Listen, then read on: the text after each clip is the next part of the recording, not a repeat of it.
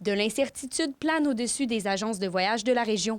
Le spectre d'une possible grève chez Air Transat inquiète des voyageurs qui ne voudraient pas voir leur départ annulé ou demeurer coincés dans un pays étranger. On a un peu d'appels, un peu de questionnement à ce sujet-là. C'est sûr que des menaces comme ça de grève, ça a souvent plané au niveau des agents de bord pour le temps qui est non payé quand ils sont au sol. Donc oui, on a des questionnements, mais en ce moment, on est encore un petit peu dans le néant sans trop savoir vers où ça s'en va. Oui, c'est sûr qu'on a quelques questions de ce côté-là.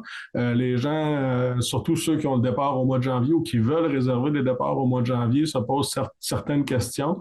Nous, on leur répond avec l'information qu'on a. On a de plus en plus d'informations claires. Du moins, Transat, de ce côté-là, font leur travail, là. Pour l'instant, les agences Voyage Globalia et Club Voyage Abitibi continuent de rassurer la clientèle. Elles assurent que certaines mesures vont devoir être prises par Air Transat, même si les agents de bord déclenchent une grève. Mais pour certains voyageurs, la situation demeure encore trop incertaine. En ce moment, il n'y a pas de date prévue de grève. Les agents de bord doivent annoncer, je crois, c'est 72 heures avant de faire la grève. Transat, je crois qu'ils sont quand même bien préparés. Si les gens sont à destination et que ça l'arrive, ils doivent rapporter les gens.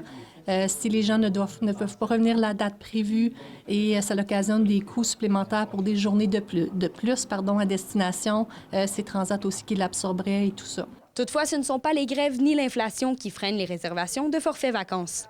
Je dirais que l'année 2023-2024 s'annonce pour être une très bonne année, là. Je dirais la meilleure année à vie de l'agence s'enligne pour être cette année, là. Pour nous, je dirais qu'on a vraiment une bonne saison. L'année dernière, qu'on a terminé le 1er septembre 2023, était notre année record avec 10 millions de ventes, de chiffre d'affaires de ventes.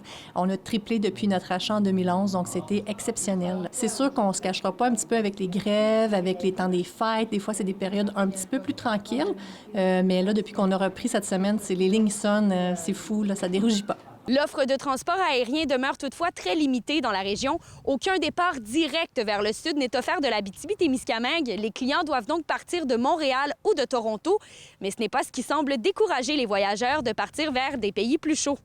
Kémilia Laliberté, RNC Nouvelles, Val-d'Or.